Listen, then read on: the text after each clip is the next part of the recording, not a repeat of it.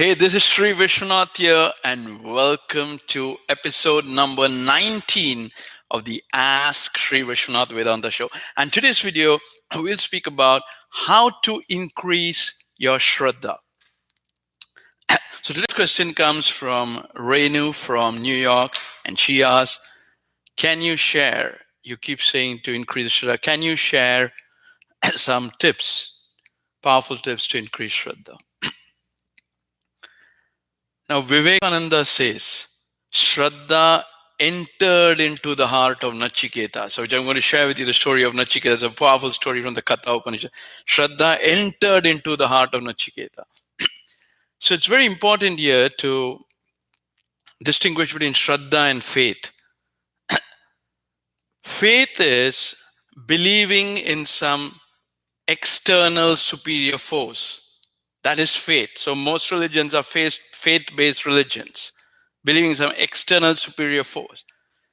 But Shraddha is realizing, the word realizing the eternal existence from which all these superior forces manifest. See?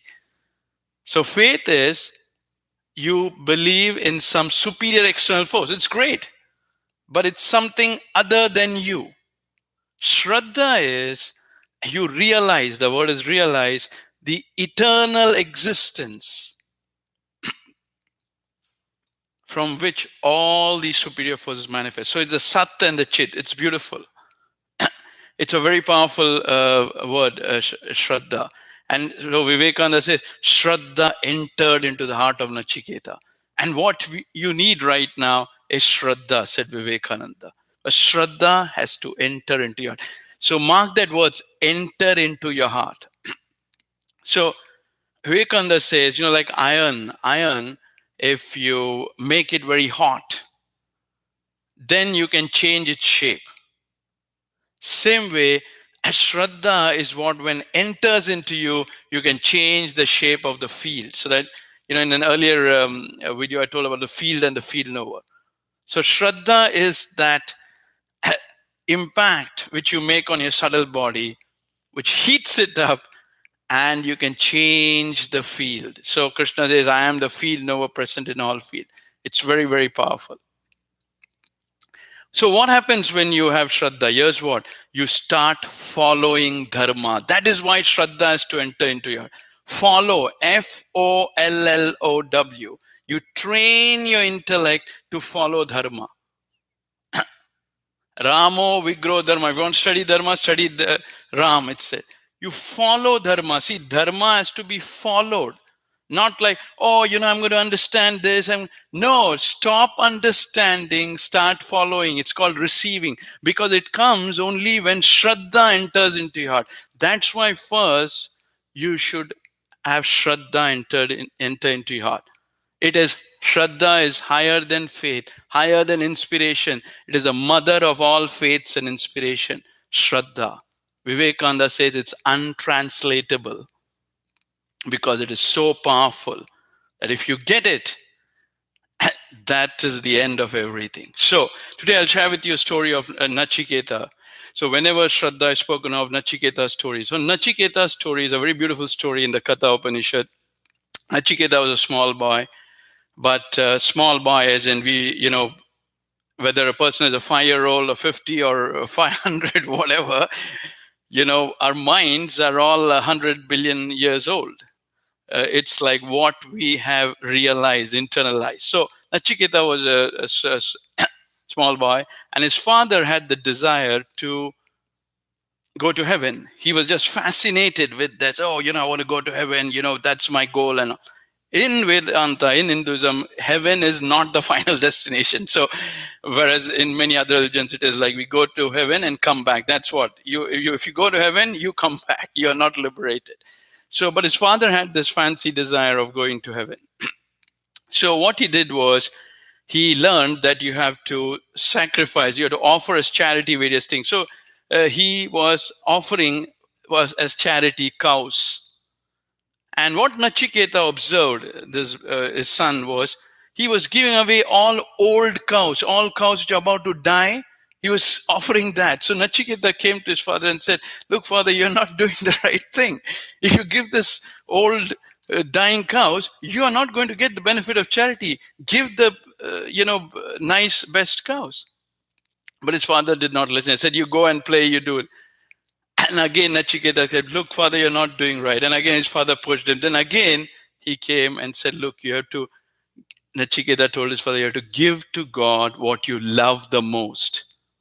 And since you love me, Nachiketa said the most, why don't you give me? So what happened, his father, he was so angry, and he was a man of, whatever he said came true. He said, okay, I give you to Yama. Yama is the god of death. And so his father said, I give you to Yama. And instantly the boy, Nachiketa, was vanished into the metaphysical world of the lunar sphere, into the abode of Yama.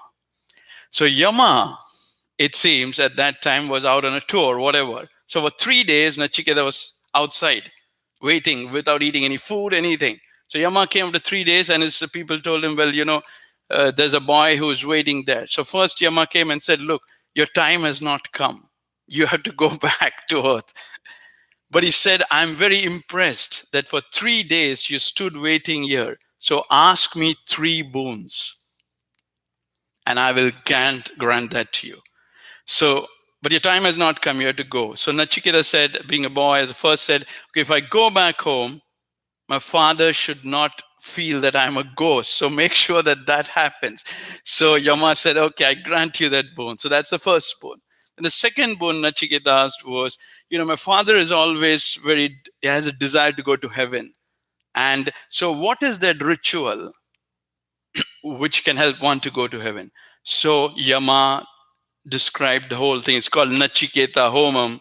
The ritual is made of a huge, fire and all that stuff.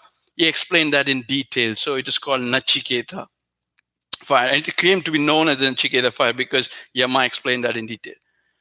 Then he had the third boon. So Yama said, ask the third boon. And the third boon Nachiketa asked was, some people say that after you die, everything is over. And some others say, we are eternal. So I want to know from you, the god of death, Yama, what happens after death. And there, Yama's face shrank. He said to Nachiketa, this question which you ask, even the gods in heaven, the gods with small g, not Ishvara, don't know.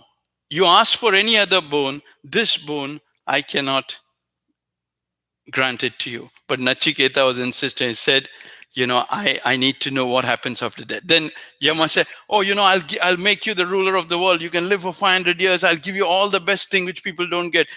Power, fame, the best, companionship, everything, best army, everything. I'll give you everything. But don't ask this question, what happens after death? But Nachiketa, and it's a beautiful thing. In fact, I've also written the book story of Nachiketa, this dialogue where Nachiketa tells Yama that what is the use of all these things which you're offering me? Because they are all fleeting. They will go away. But the one thing that I desire to know is what happens after death. And so Yama still kept on giving him incentive after incentive, which people even after millions and millions of lifetimes don't get.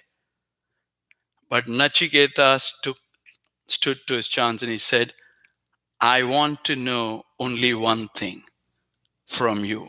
What happens after death? Grant me the third boon. And there Yama had to accept. And then he said, okay, I will tell you what happens after death. And thus begins the Katha Upanishad. And I will share that with you tomorrow. What Yama said in a little bit brief, but more about the tips. But here's the thing. Shraddha entered into the heart of Nachiketa. He completely refused everything and he put a single-minded attention on asking Yama. Yama offered him everything of the world. That's why Vivekananda said, behold, it comes in might, the power that is not power. If you reject all the powers, all these mind powers, this, that, yoga, this power, that power, what remains is that. So that is called Shraddha. And if that Shraddha comes to you to realize the Atman, the game is over. So you can go to www.magicofgod.com to get further details and, to save a couple of decades. And I will come back again tomorrow to share the rest of the story. Thank you and God bless.